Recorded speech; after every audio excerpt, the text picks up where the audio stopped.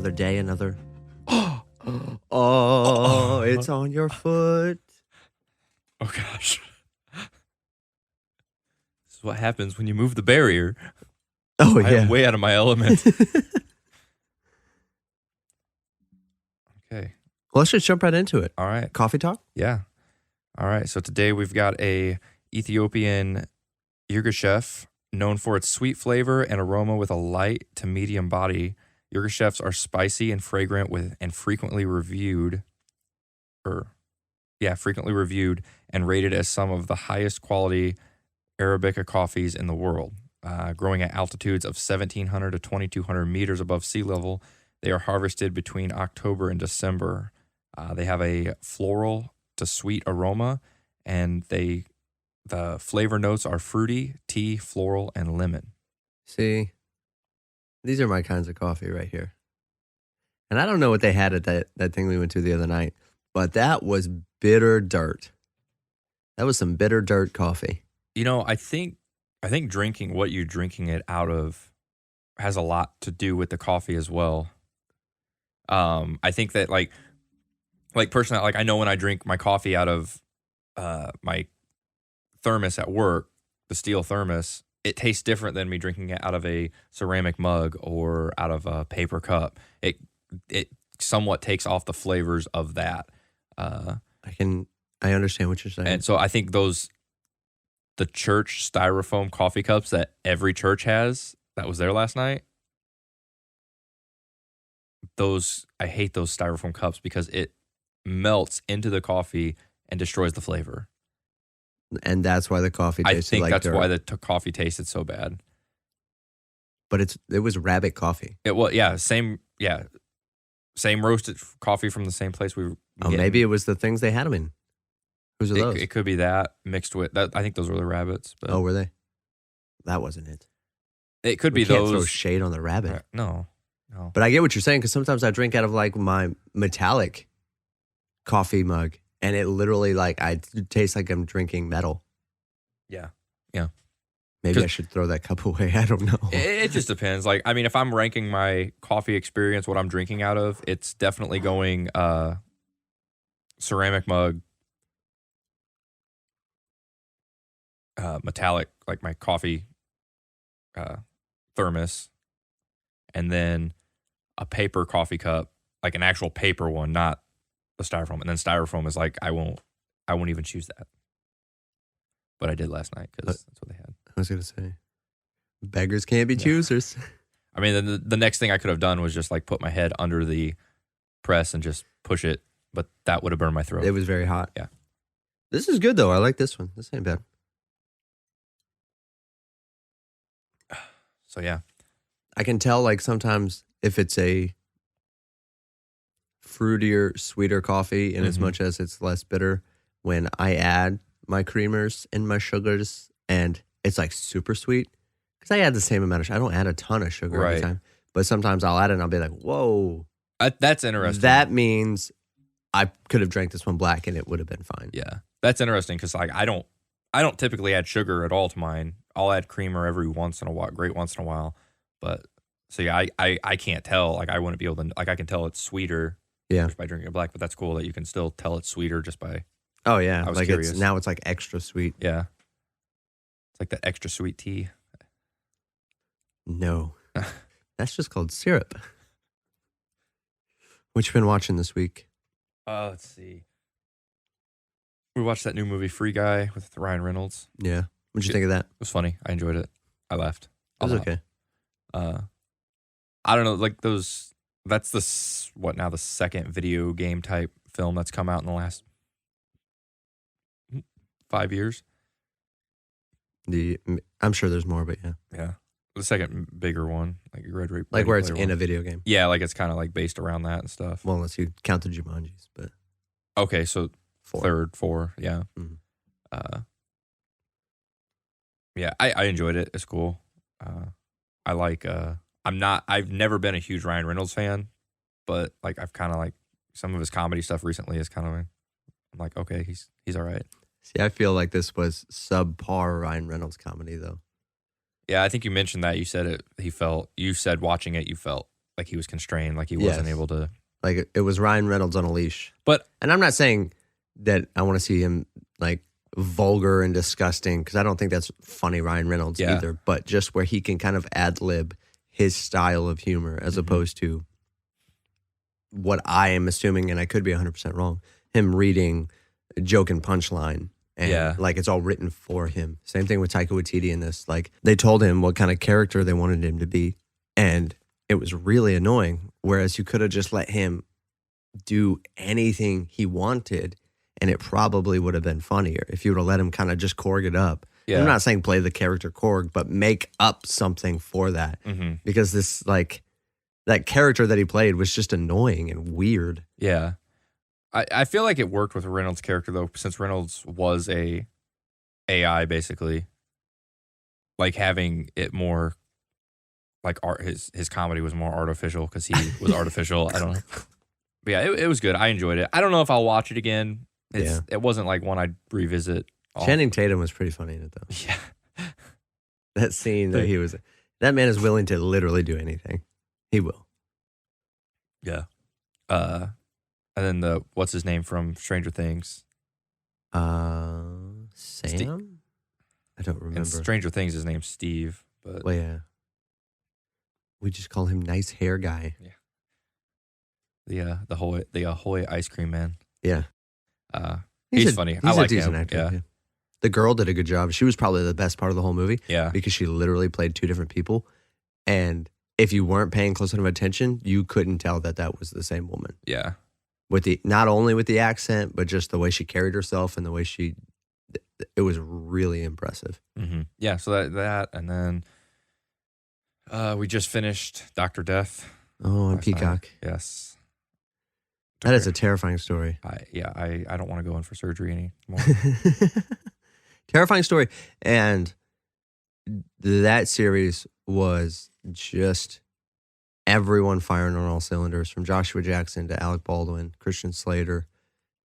Anna Sophia Robb is in there. I haven't seen her in I haven't seen her in anything in years. I was shocked. I was like, wait, is that Anna Sophia Robb? She probably went to school. She's one of those actors that went to school and came back. Yeah. That may be Alec Baldwin, my favorite role Alec Baldwin's done. Like I felt like that was his top performance. His best acting. Yeah. Yes. I would agree. Christian Slater was funny. Well, it's nice to see Alec Baldwin do something that wasn't the shtick. Because he's been so typecast into the thing, you know. Like he's this hardened guy, like really tough and. Well, that or he's, the Fun with Dick and Jane, where he's the businessman, kind of a jerk, kind of silly. And then he went on and did his Donald Trump impression for a long time. And then that's all everyone wanted him to do. And it's just like, do the Trump thing. Yeah. I think he's finally gotten to a point he's like, I'm tired of doing it. I don't want to do it anymore. Because even in the Joker, they wanted him to be, in the Joaquin Phoenix Joker, they wanted him to play Thomas Wayne, but do the Trump shtick. And he's like, why? No. And that would have completely derailed that movie. It absolutely would have. Oh, yeah. I mean, I'm not saying that movie's great, but that would have made it laughable. And then he comes and does this, and it's reserved and it's human. Yeah. And at the time of this recording now, he's well, and that whole scenario is unfortunate. Yeah. It is unfortunate. Never should have happened, but I mean, it's the definition of an accident, unless it was intentional. And if it was intentional, wow, that's going to be a crazy story when all that comes out. I don't think it was intentional. I don't know. Maybe. I don't know the guy personally. I don't think Alec Baldwin did it, but somebody else could have easily. I mean, he's not the one who put the gun there. Right, yeah. Someone else who sets up the stage put the gun there. That would be insane. That's what I'm talking about. That's like the bullet trick thing from Prestige. Yeah. That's exactly what I was thinking, because they knew for that scene, because it's a Western, whatever that movie is, it's a Western they're filming. He was going to have to pick the gun up and point it right at the camera to get the shot that they wanted to get. If someone had any malicious intent, all they had to do was... Well, it's a prop gun, so he obviously didn't think that there was anything in it. Why they don't load those with real bullets, right? Well, no, they put blanks in them. Right. But and that's what I don't know. Was it a real gun with a blank in it? It has to fire the same way a real gun would fire. It's not like a cap gun. Right. So if it had just a single live round in it, which is what numerous sources were saying, he thought he was firing a blank. Or the other sources were saying he fired a blank. Blanks can be dangerous sometimes too. They still give off heat. They still give off mild projectiles. They can. Enough to kill somebody though? If it's close enough, it could. Really? Okay. But yeah, I don't know. I just don't know. That's why it's so insane. Yeah, it's a sad situation. I feel bad for Alec Baldwin. He's the one that's got to live with it. Yeah. That sucks. Mm-hmm. And if for some crazy reason it did come out that he's the one that put the bullet in which I don't think is the case at all. Well, then, okay, yeah, go to prison or whatever. But I just don't think that's the case. And he accidentally murdered someone. Mm-hmm. I guess it's not murder because he didn't do it on purpose, but he accidentally killed someone. We watched Dune. Oh, yeah? How was that? So, Denis Villeneuve is the director of Dune. He did Blade Runner 2049. He did a movie called, I don't know if you've seen it, he did Arrival. It had Amy Adams and Jeremy Renner in it. Yeah, I didn't watch the Alien movie. Okay. Phenomenal movie. Phenomenal. Top 10 for me. Really? Top 10 for me. I love that movie. He did Prisoners with Hugh Jackman. I like that one. Which is another great movie. And then he does this. This guy's catalog is top tier filmmaking. And it's a certain niche, you know? It's a certain type. It's no Michael Bay. It's none of that stuff. But boy, is he a storyteller. And it came out at the very beginning when they rolled the credits. So it's Dune Part 1. So it's not an entire movie. Okay. It does end on a kind of a cliffhanger. I don't know the story, so it wasn't a cliffhanger to me. I just knew it was going to abruptly end at some point. Mm-hmm. And it does. I expected that because they opened the movie with saying Part 1. But every minute, it literally reminded me, and I told Vera as soon as it ended, I'm like, this is very Lord of the Rings-esque in they just throw you into this world that's thriving, that's moving, and they don't waste a lot of time explaining things to you. Mm-hmm. Like most movies, like in a lazy, here, dumb audience member, let me explain to you every little thing so that way you know what's going on, which makes the movie worse. Mm-hmm. But it's just like, no, pick it up. Yeah. Come with us. Learn from the dialogue. Learn from what's going on. And they do explain things. I'm not saying they don't. Yeah. But they don't over-explain things, which I really appreciate as a movie watcher. Right. And I was just like, I was sucked into the world. Just completely sucked into it. Timothy Chalamet, Rebecca Ferguson, Oscar Isaac, Jason Momoa, Josh Brolin, all-star cast. Zendaya's in there a little bit. I know she's in the trailer. She doesn't play a huge role in this one. She will, obviously, in the next one. If they make the next one, which is a huge talking point online right now. Kind of, if they don't make enough money because of the current situation, will they even go back and... This movie's been in the works for like 4 years now because it's been ready for a while. COVID threw everything off.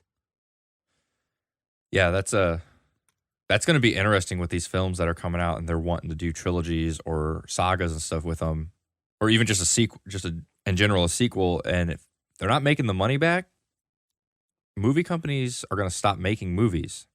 They'll definitely have to change their approach for sure. But yeah, no, I'll have to check that one out. I was wanting to go back and watch the original first, but now that I didn't realize it was coming on HBO Max. Yeah. So well, we watched on HBO Max, our situation with our kids and with trying to find babysitters and stuff. I would hardcore recommend to anybody who wants to watch it, go to the theaters and watch it. Support them and let's get this sequel made kind of thing. Yeah. But obviously it is on HBO Max as well. You can watch it right at home. But it is so grand in scale that to see it on the big screen would just be incredible. I don't know off the top of my head, but I'm pretty sure John Williams did the score. Oh, okay. And it's just epic is the only thing that comes to mind. It's a sci-fi fantasy epic story. That's all that it is. And it's really well. It's a great movie. Mm-hmm. It is a great movie. Granted, it's I knock it simply because it's not a full story. It's a part one. You know, it's like Infinity War Endgame stuff where you could say, yes, they're both great, but they're both incomplete without each other. So you can't say one's better than the other truly. Right. This is that, but I haven't seen a movie like that really sucked me in, and it's out there. It's out. You seen the other one, or you haven't seen? I haven't seen the original one. Okay. No, I know it's like the story is out there. People who were younger at that time and went to theaters and saw it rave about it. Like, so Stellan Skarsgård's in there, and he's wearing this suit. He's unrecognizable. It's nice because they do a great job, and I'm just gonna keep hitting it because I love it so much. Like, you see Jason Momoa, but he's shaved.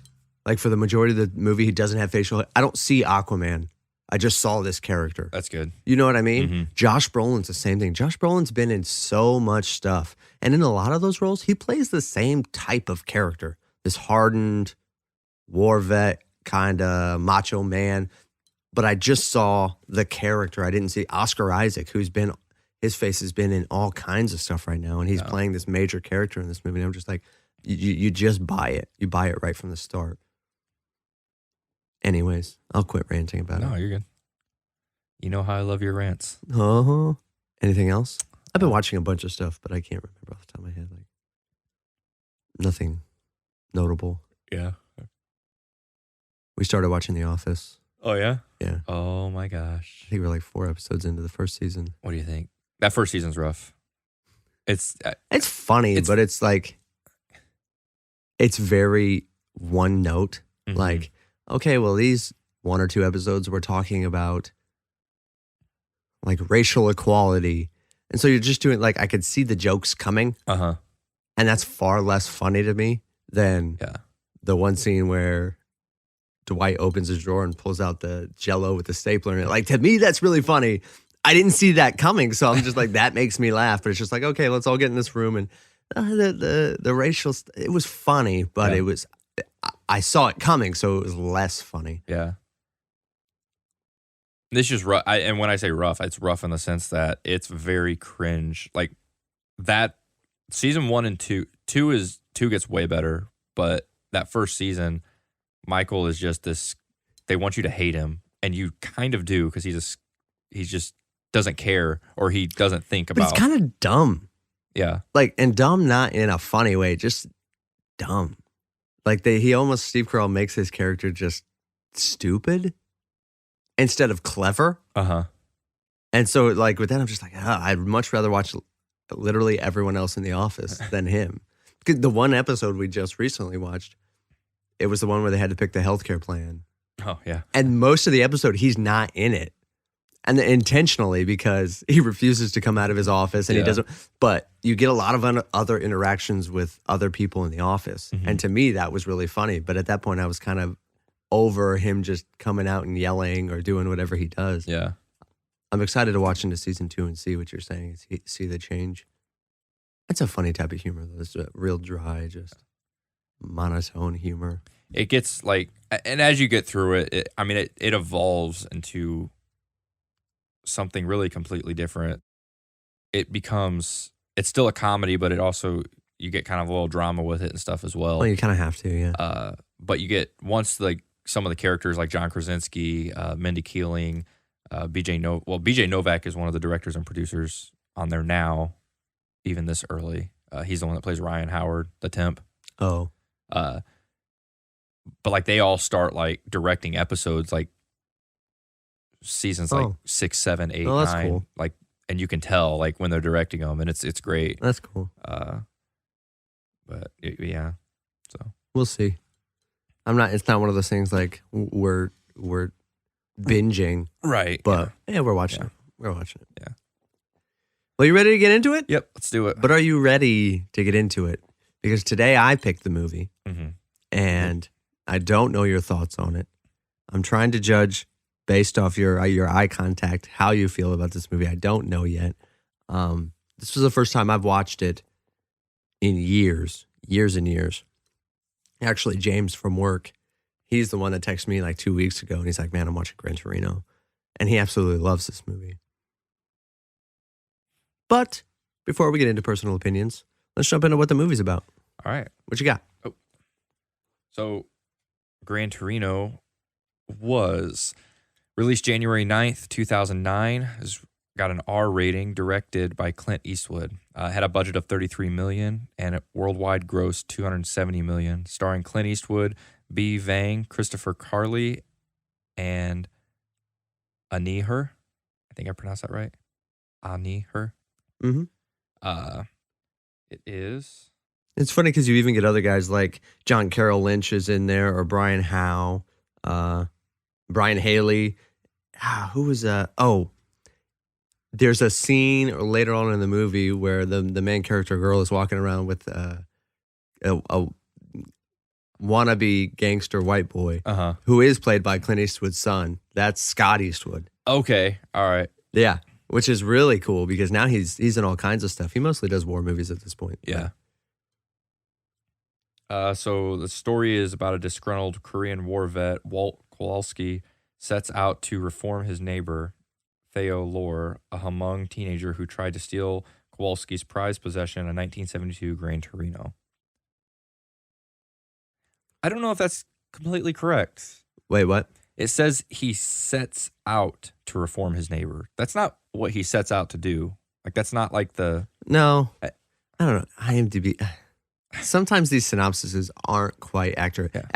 And it's only since we've been doing this that I've noticed that. Yeah. And I've read it and I'm like, is it though? Is it though? We can get into it and that's fine. Yeah. But did you say it's rated R? It's rated R, yes. It's rated R for language throughout and some violence. Violence is pretty minimal, but it is a very vulgar movie. Yeah. And it's vulgar in the most honest way, I think. Mm-hmm. The movie is about a Korean war vet and it's in Michigan, right? I believe it's in Michigan where he lives. They said the Midwest. I wasn't sure where. I think it's Michigan. But the area that he lived, a lot of the other families as they grew up were moving away, phasing out, and a lot of Asian families were moving in. Not necessarily Korean, because she said at one point like the demographic was more Vietnamese or Chinese as opposed to Korean. But in his eyes, they were all the same. Yeah. And he's very racist. Mm-hmm. And he's, you know why? He's not just, maybe he is racist to hate people. Because there's a scene where he's talking to those young black boys the same way.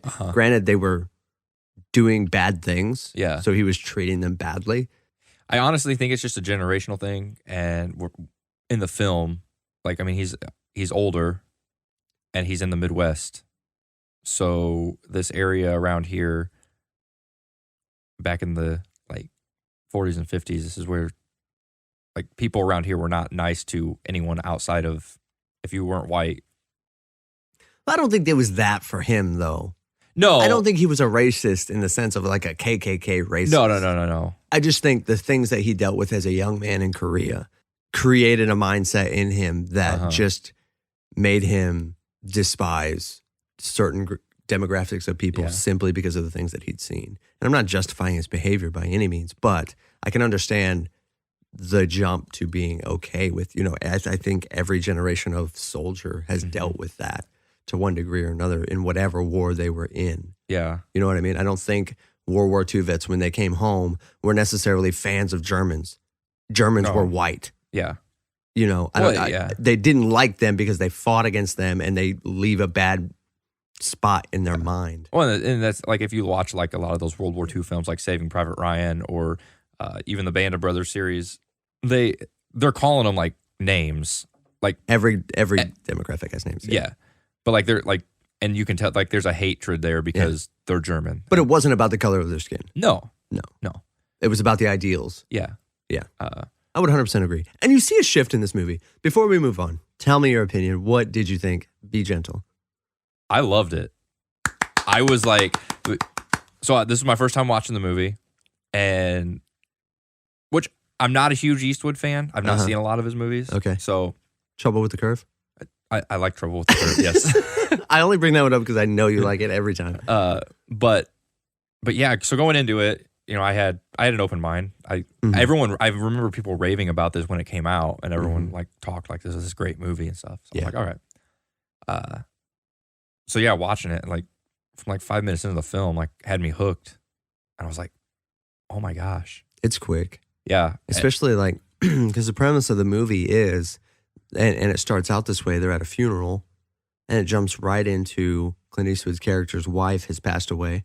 And they establish so quickly the relationships he has with everyone in the room. Mm-hmm. And at this point, it's his own family, and they're showing up, and they're very disrespectful. Even his own sons, like it's the grandkids are being the most disrespectful, but it just goes up, and it shows the sons, and they're also being and he's just the look of disdain in his eyes for his own family at his wife's funeral sets up the trend for the entire movie in minutes. Mm-hmm.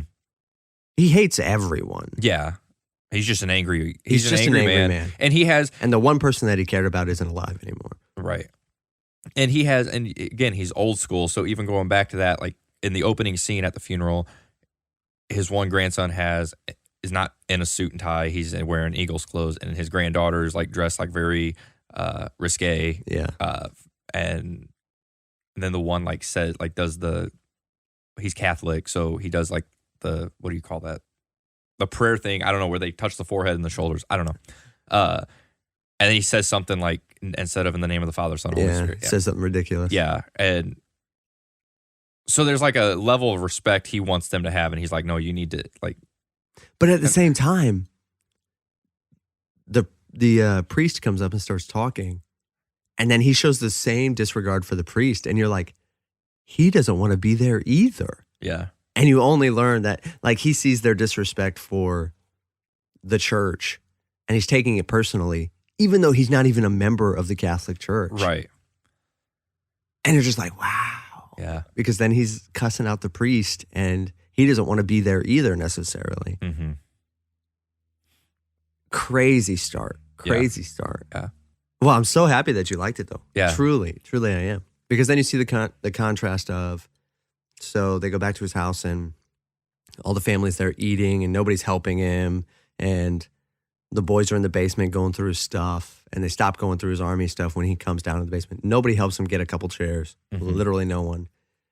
And you pan over and you see the neighbors who are all this Asian family, and they're all bringing food to their house, and they have some sort of party going on. It looked like a baby was born, so they were kind of celebrating the birth of the baby. Tons of food. Everybody's loving on each other.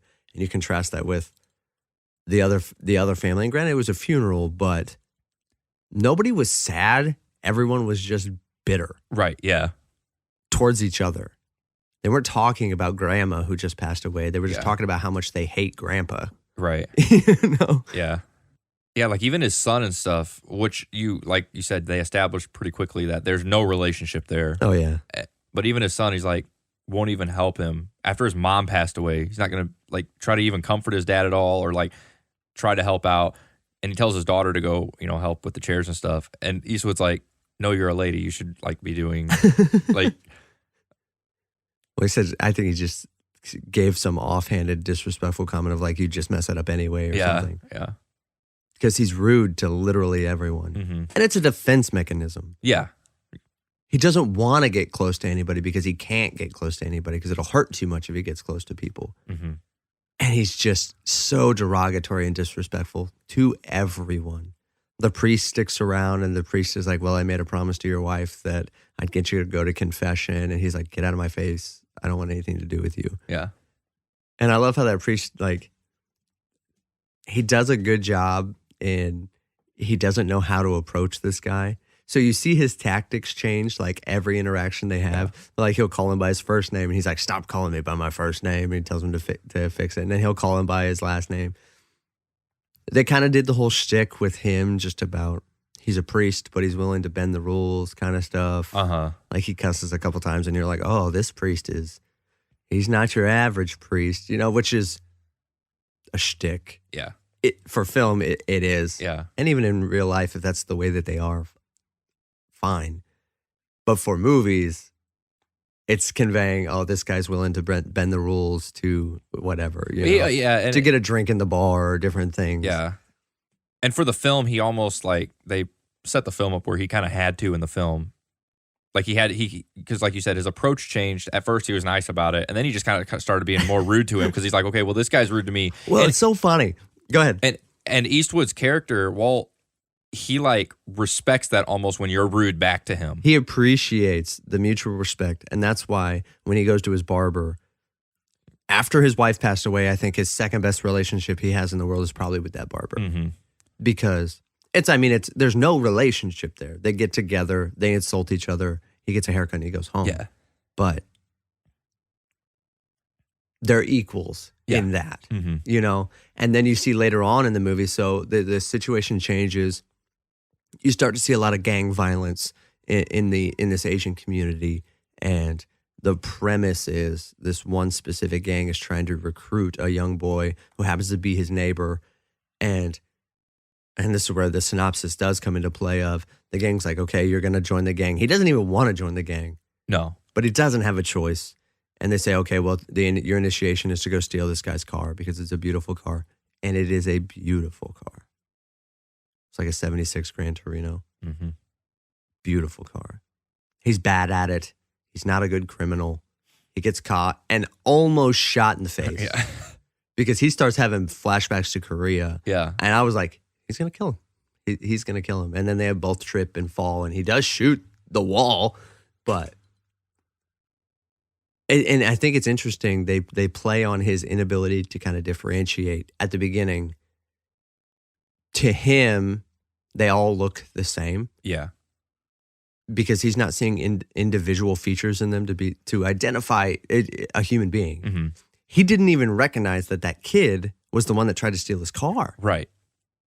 They looked face to face in his garage. Yeah. The light was on. I'm like, how do you not know that was him? Until the sister comes over and was like, hey, my brother's the one that tried to steal your car. And he's like, don't ever come over here again or I'm going to shoot you. Yeah. Only in that moment did he recognize that was, I'm like, man, he's been outside every day. Yeah. Yeah, that was fun. That was funny because it's like, and you know it's just because he sees, like you said, he's sees them all blinded. the same. Yes, he's blinded. Yeah. Which that kid could have got away with it like easily. Oh, absolutely. Like, What'd you think of the sister's character? oh, I loved it. I loved her character, but my favorite scene in the film was when after Walt picks her up on the side of the street when they're with all when those kids were trying to those guys were hurt her. trying to hurt her, yeah. And he comes out and he's just, and then that truck ride home. He's crazy though. Yeah. But he's always pulling his fingers out and just pointing fake guns at Yeah. everybody. And I was like, this old man is nuts. yeah. And then he pulls a real one out. The car ride home, that was probably one of the best scenes. Yeah. And I think it's kind of weird, the dynamic that he's a really old man and she's a young girl. And I told Vera while we were watching, I'm like, this time I see it more than I saw it the first time. They were just kindred spirits kind of thing. She was literally willing to, and she's a really polite, nice girl, but she's willing to insult him. Yeah. Like she's like, you're a moron. Yeah. And that's tugging on his heartstrings. And he's just like, all right, you get me. We're good. Yeah. And he's nice to her. The whole time. Yes. The rest. He's mean to her a few times before that. Yeah. But from that car ride on, he's like, you are family now. And I couldn't help but, like, I smiled when he's like, I like you, kid. Yeah. Because you could see that switch and he's like, okay, you're cool. And you respect me and And I truly think it's one of his best acting performances, Yeah. personally. Because you see the character's arc, but you also see the character change. Mm-hmm. Clint Eastwood does you see his eyes start to loosen up, you know, and he starts to look at the world differently visually. You can see the character change. And I think that's a really good job. Clint Eastwood's been 100 for 100 years. I don't remember young Clint Eastwood. Mm-hmm. This movie came out, what year? 2009? Yeah. He was old then. He just came out with a movie this year. Yeah. He's like 102, I think. No, 92, somewhere in there. I don't even know where I was going with that. Just that his this role was probably one of my favorite roles to see him in. And the whole scene where she invites him over for food and he hates it and then he likes it and then he hates it again, but then he ends up like really enjoying himself and everybody hates that he's there. Yeah. Like when he's in the kitchen and all the ladies are like feeding him and stuff. And he's like, I'll be right back. Don't throw my plate away. So funny. Yeah. Great performance. You see him start to appreciate at least her. He doesn't feel the same way about the boy. What's the boy's character's name? I forget. Theo. Teo? Theo, you're right. He keeps calling him Toad, I think. He does. Which I don't know why. Theo, he just... That's a very nice thing to say to him compared to everything else. And even, he never stops calling everyone by racist slurs, ever. No. Even at the end of the movie, he's doing it. But it definitely has a different tone, and it's a term of endearment, halfway through the movie, as opposed to disrespecting them. But you get about halfway through, and the mom and daughter say that the boy has to help him to kind of make amends for trying to steal his car. And he doesn't want him to because he hates this kid. Mm-hmm. And he finally lets him. The kid doesn't know how to do anything. Their dad died. That's why. The beginning sets up that their father passed away, so he doesn't have a male figure over him anymore. And he starts using him to fix up all the neighbors' stuff. Yeah. And I love that scene when he's sitting on the porch and the neighbors come up and they ask him to do something. He's like, yeah, I'll add it to the list. And he pulls out the thing and he's like, he's just the neighborhood fixer-upper guy now. That was a good scene. That was a good sequence. From him fixing the roof to, you can see Theo's character growing as well into a little bit more maturity. And that scene when he's trying to get the stump out in the rain. Yeah. I think is visually very good. Yeah. And Clint Eastwood's on the porch on the other side watching him. And obviously he can't help him. Even if he wanted to help him, he's old. He can't help him. But you can see Clint Eastwood looking at him and being like, no, he needs to do this right now. He needs to be over there by himself in the rain, kind of thing. And that character appreciates it all the more for it, I think. Yeah. And then he helps him get a job and... takes him to the barber. That scene was... I was crying. I love how he tells him to go out and come back in, and he says the exact same thing Clint Eastwood said. And the barber freaks out and points a gun at him. It was so funny. But I can't watch that guy in anything now and not think of the Zodiac. I know. I was thinking the same thing. He is the Zodiac. He is the Zodiac in every movie. He's the Zodiac. He's a intimidating human being. Yeah. And then when he goes to when they go to the job interview at the construction site, and he walks in and he uses everything that Clint Eastwood taught him. And he mentions like the car and stuff. He's like, he doesn't even have a car. But yet he still mentions like, yeah, my car got ripped off. And and it worked. It worked. Yeah. It must just be like, I don't know. Maybe it's that area up there, like where they were living at. That's how everyone was. It was just like a respect thing that you just talk to people that way. I don't know. That's so far outside my reality of what normal is. I was just like, I mean, I get somewhat of like the insulting back and forth, and it's more like a joking type thing. A lot of it is it's just a man thing. Yeah. To where I'm insulting you, but I'm only insulting you because I like you and I know that you can take it. Yeah. If I don't insult you, that means I probably have an issue with you. Right. Yeah. But that took insults to a whole new level. Like they're calling each other racist slurs. And, oh yeah.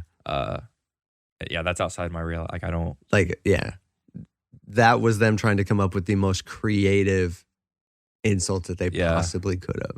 Like that's what they do in their free time is come up with these insults. And you could tell like when Clint Eastwood, when Walt and his barber were even interacting, when they were saying it, they were smiling while they were saying it. It's like, okay, there was nothing they could have said that would have upset them. No. I respect that relationship. Yeah. I wish I had, not that I want to insult, but a relationship that's willing to say anything without fear of insulting. Yeah. That sounds pretty nice to me. So this whole sequence goes by, this kind of montage of him teaching the kid to kind of grow up, act like a man, get a job, and all the while the gang, who's like his cousin, is the leader of the gang or a member of the gang, is doing this to him. It's like, man, that's crazy in and of itself. They're still harassing Thao, and Clint Eastwood a number of times goes and tries to shut him down. He stomps that kid's face in, like hardcore. I don't even say kid. He wasn't a kid. He was a man. Yeah. And threatened, told him stop, or I'm gonna come back here and I'm going to kill you. And they don't stop. I really liked. There was a few scenes, and they keep it really subtle because it wasn't the point of the movie, but at the same time, it showed the character growth for, what was his name? Clint Eastwood's character's name? Walt. For Walt, when he calls his son, Yes. And he's calling just to talk to him. Uh-huh. Because he's trying to change. And his son's just like, well, I mean, he lied and said he didn't have time, but he just didn't want to talk to his dad. Yeah. He was done. And you could just see Walt just like trying to give that olive branch, like, I'm trying. I know I'm too late. I already know I'm too late, but I am trying. And then you contrast that with the scenes of like him barbecuing outside with the neighbor kids. Yeah. And just having a good time with them and literally telling him he can borrow the car to take the girl out on a date and stuff. Like, he's entrusting his prized possession to this kid. Yeah. That was the family that he created. Mm-hmm. And then his son would call him in the other scene and he's like, what do you want? He's like, I don't want anything. How you doing? Hey, you still know that guy with the Lions? It wasn't Detroit because they were trying to get Lions tickets. Yep, yeah. And he worked for Ford Motor Company. Yes. Okay, yeah. And as soon as he asked him what he wanted him to ask him, he just hung up on his kid. Yeah. And they come and try to put him in a old folks That was home. a funny, and they gave him the the giant phone and which he seemed appreciative of the giant phone. Like he was like, "Oh, I can actually see the numbers on this." I don't know. I think he was insulted. He's He's more than capable to take care of himself, and he's like, "Why are you trying to give me stuff that?" I think I would disagree on that. I think that he was fine with the phone, and it was when they laid the pamphlets down for the home and started talking about that he was just like, get out. I think he was insulted by all of it. But yes, I think that the pamphlets was the icing on the cake of, I just don't know why they were doing that because they had nothing to gain by it. Well, he would sell the house. But it'd still all be his. Yeah. Unless they were literally just trying to get rid of him completely to where if he's in a home, we don't have to worry about him anymore. They didn't seem like they were too worried about him anyways. I All they know. wanted was his car. Everyone wanted his car. I would want his car too. I'm not. Yeah, I don't know. Like I don't get the whole like I want to put my parents in a home. Well, we're not old enough to have parents to need to put in homes yet, but even though when I get to that age, I'm gonna be like, if they want to live by themselves, but whatever. again, but if you're more than capable, why? Yeah. You know, there's no need to go in a home if you can still live by yourself and you're fine. Now, if you need help to the point where me as your son, why are we talking about this? I don't know. To where me as your son, like I would have to dedicate hours of my day to come over and help you, which I can't do because I have my own responsibilities. Yeah. That's a different situation. Yeah. He was fine. And they're like, Dad, we want to put you in this home. But it's not a home, but it's a home. Mm-hmm. They like tried to sell it. They weren't even selling it very well. Yeah, I don't know what Yeah, I don't know what the motivation was. It's just a scene for him to get mad at his kid again. That's what the point of the scene was. I love how they walk out and they're both holding the gifts. Yeah. He didn't even leave the gift. Well, and he kept telling his wife, he's like, I told you we shouldn't have to come over here. And she's like, I know, you were right. You're right. The kids were smart. Yeah. Yeah, the kids didn't come. That's right.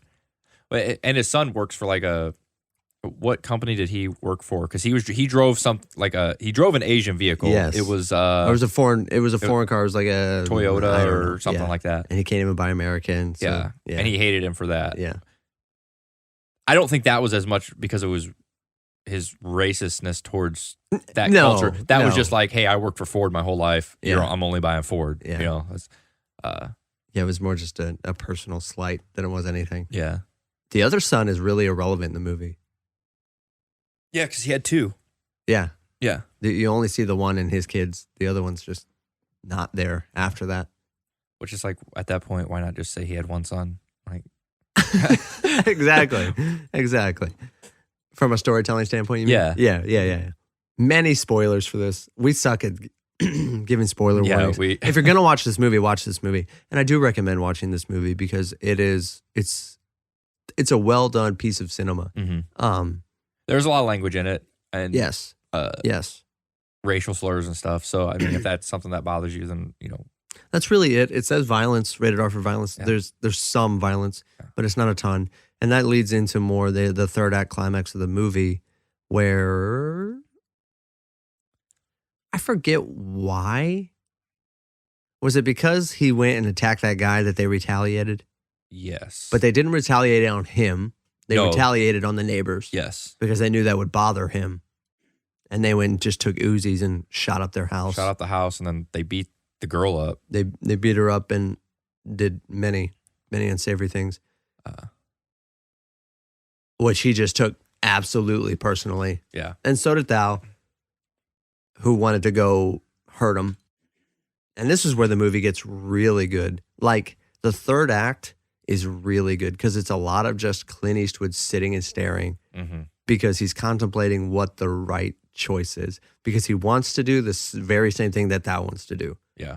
And old him would just be like, yes, you get this gun, I get this gun, let's go take care of it. But like, you get the scene where he's just sitting in the tub, or he's sitting on the porch and he's just thinking, talking to the dog. Yeah. And I thought it was really well done. And the priest comes over, and the priest wants to do what him and Thao want to do. He does. He's like, you want a drink? And he's like, absolutely. Yeah. But then he's just like, but even he's concerned with Walt. He's like, what are you going to do? Well, he's conflicted, between his religious beliefs Yeah. and what he thinks what would justify, or corrective action, get revenge. But he just keeps crying, what are you going to do? What are you going to do? And at that moment, I don't think Clint Eastwood's lying to him. I think he's really struggling with, I don't know what I'm going to do. Yeah. So he couldn't tell him, because I think he probably would have told him, I'm going to go over there and I'm going to go hurt them. Yeah. If that's what he decided that he was going to do. Because the priest even calls the cops Yeah. to the house that the bad things were going to take place. And he's like, no, something bad is going to happen here. You need to stay here. Because he thinks Walt's just going to go postal. Yeah. And I think Walt's biggest conflict with that was he didn't want Theo to experience having to kill somebody. Oh, no, for sure. I think that was his biggest conflict. Because he said as much. He's like, I don't want you to have to live with what I live with. Mm-hmm. And I think he, as a character, didn't want to do it either. No. I think he was done killing people. Those few scenes with him.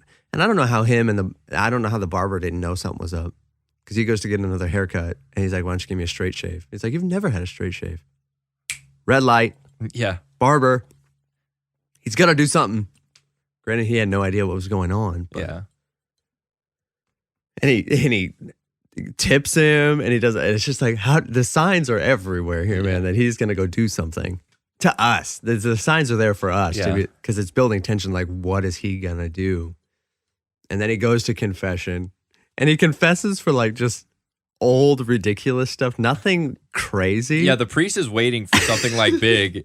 And his biggest regret was his kids, right? Not being there for his kids. Yeah. Yeah. And the priest is like, that's it? I was like, yeah. But he like the one, and I don't remember now, like he kissed a girl that wasn't his wife before they were married. Yeah. Like they weren't even married yet. They weren't even husband and wife. And he's like, and I think he was doing it intentionally, just saying obscure things because he went to confession for the priest, not for himself, I think, in a lot of ways. Yeah. To grant his wife's dying wish to the priest kind of thing. Because he didn't confess to anything. Granted, he hadn't done anything yet. Yeah.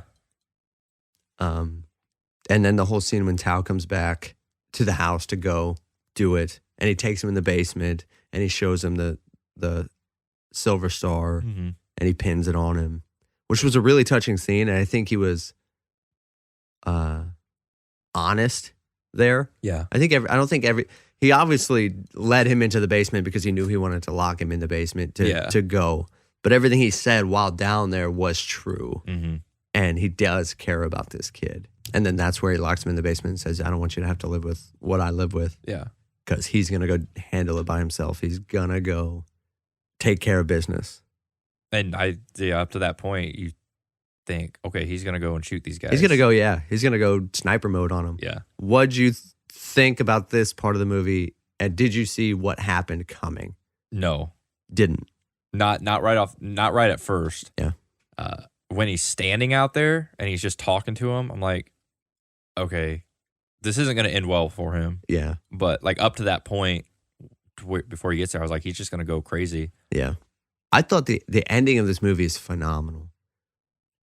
Because it's just the storytelling. It's masterful storytelling.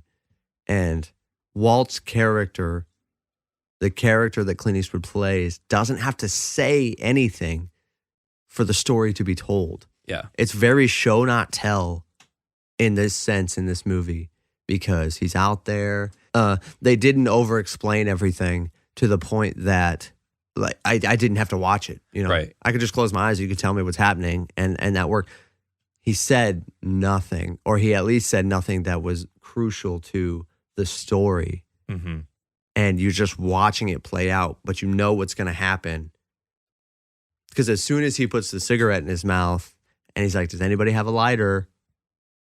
Then at least when I'm thinking, I'm like, there's only one way for him to arrest this entire gang. Mm-hmm.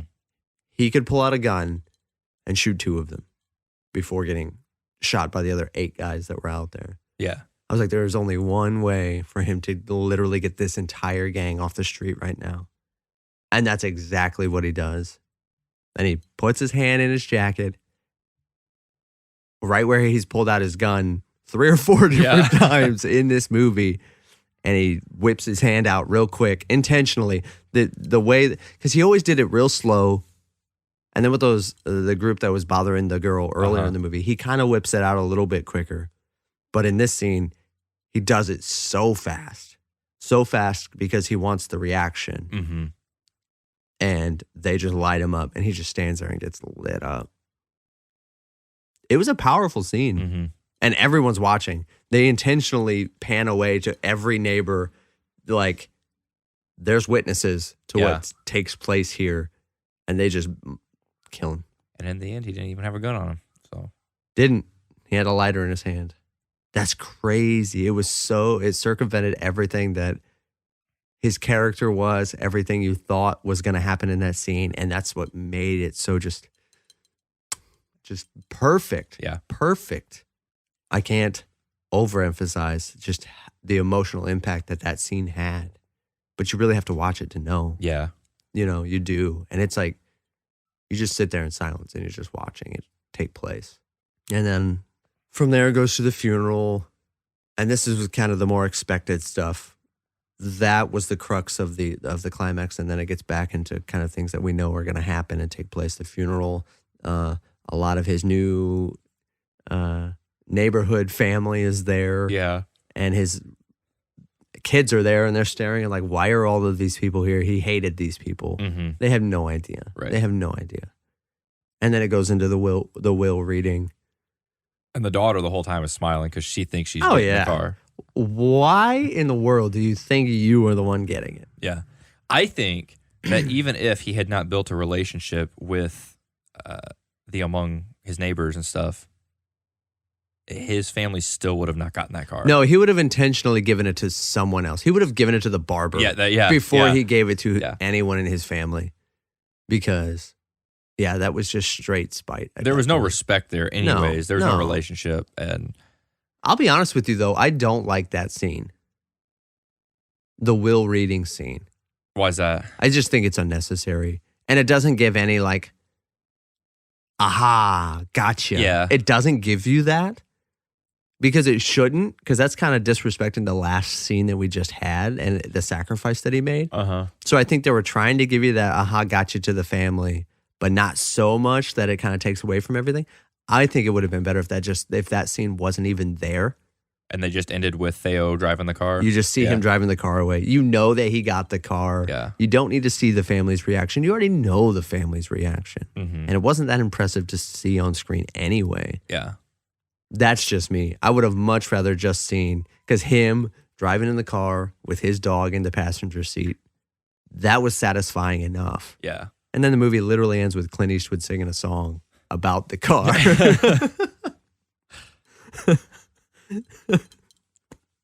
Vera's like, is that Clint Eastwood singing? And it's not singing. No. It isn't singing because he is 150 and he can't sing. He doesn't have the lung capacity anymore. But it's really touching. It was a touching scene. Yeah, just a great film all around. I don't know if I can highly recommend this enough to just watch it. I'm so happy that you liked it. Yeah. Because I wasn't sure. Yeah. Just because I know where your tastes lie, and I'm just like, it could go either way. Yeah, it could easily go either way. And if you buy into the character, you're going to like the movie. Mm-hmm. If you don't buy into the character, you're just not going to like it. Yeah. Well, like I said, I remember years ago when it came out and everyone raving about it. And I had planned on watching it back then when it came out at some point. I just never got around to it. It was 11 years ago. Yeah. It's 12 years 12 years ago. Wow. Depending on when it was released. It said January of 2009, but then other places say it was released in 2008. So I remember going to the theaters and seeing this. Me and Dad went and seen it. And this is one of those, it's like The Dark Knight. It's like a few that I have vivid imagery in my mind of the seat that I was sitting in and the impact that the movie had on me in the moment. I loved seeing this on the big screen. And this was the first experience of truly in a movie theater, someone, I'm trying to think of the word, someone disrupting the movie because they're being too loud. And if you ask my dad, he will tell you the exact same story of seeing Gran Torino and the scenes towards the end of the movie when he's going to die and a man and woman are sitting there and a husband and wife. And she's like, oh no, Clint, turn around, Clint. And the husband's like, shush, will you be quiet? And they were right next to us and she would not stop talking. The whole, you asked my dad, our biggest takeaway from watching this movie was Jane Doe sitting 2 rows behind us who wouldn't stop talking. I was talking to him last night about it. He said that was his worst movie going experience ever. But it was a phenomenal movie. Yeah. Oh, that's so funny that you just talked to him and he told you the same story. It was so bad. She was so bad. I can't stand that stuff. If we go to the movies with the kids, if we have a number of kids, half are really good and the other half like to ask questions and they talk. And it's more just like they'll see a scene, so they're going to ask a question about that scene. I remember we went and seen The Lion King and they're just talking. I'm like, I'm going to take you out. Like, you're the people that I don't like right now. I'm not going to see this movie because I'm going to take you out of this movie because you're just disrupting everyone else. Yeah. But anyways. You got anything else on it? Good pick, though. Yeah. No. Good pick. It's just a little self-conceited. I know that's not what it was because you say that every week. Good pick. It's just a good movie. Yeah. No, it was. It was a good pick. Good pick, Jesse. I love it. I looked at you and said it too. Like, you picked it. But you are picking the next one. Yes, I will be picking the next one. You're picking the next one, and then from there, we're gonna get a little topical. Yeah, December will be Spider-Man month on Popcorn and Coffee. Popcorn. I was putting an M at the end of it. Popcorn and coffee. Coffee. Yeah. Coffee. But yeah, Spider-Man month, December. So we are going to be reviewing the first 2 Spider-Man, a lot of Spider-Man sets. We'll do the Sam Raimi 5 trilogy movies. And the Andrew Garfield 2 movies they did in one episode. And then we'll end the month with Tom Holland Spider-Man's Spider-Man's. And the new one that comes out. Yep. Which I don't know the date. And also, that's it. Guys, lots of stuff coming up. Lots of changes coming up here soon. We'll get more into it later once some details are finalized. But we're really excited the direction that the pod is going in. We appreciate everyone who listens to this. Every time I look up the stats and I'm seeing the recurring people who listen to it once a new episode drops, we appreciate each and every one of you guys, truly. Yeah, it's exciting. We're excited to see where this will take us, and keep spreading the popcorn and coffee around. Share it with your friends. Yeah. There was something else I was going to say, but it's irrelevant. Yeah. Where can they find us, though? They can find us on Apple Podcasts, Google Podcast, Overcast, Radio Public, Spotify. If you want to check us out on social, we got Twitter, Facebook, and Instagram. You can also email us at rememberthatonmovie.com. Remember that one movie at gmail.com. At gmail.com. What I just said? .com. Remember that one movie at gmail.com. Send us an email if you have any movies that you want us to review and recommendations or just a shout out. Yeah. We look for any sort of interactions that we can get. Yep.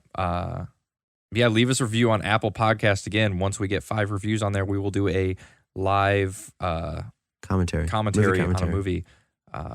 So yeah, just We're still at 3 on there. Which right I now. really want to do. So Yeah. somebody please comment. I want to do that. I want to record that with you. Yeah. Maybe we'll just record it anyway and just leave it sitting in the library. No.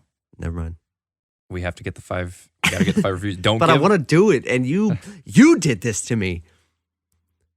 What? I constrained you with the chains. With The chains that The 5. The chains that we hooked that horse up to 3 weeks ago. oh gosh, what was that? What were we talking about? You said beating a dead horse, and we chained it, and I was like, nope, we did not chain a horse up. That's not What we movie did. were we talking about though? I don't remember now. Oh, it was Uncut Gems. Oh, sorry. So that was last. So that was last week. That was just That's my a few days. reaction every time I hear that. Oh. Yeah. But yeah. So No, thanks guys. yep. Have a good week.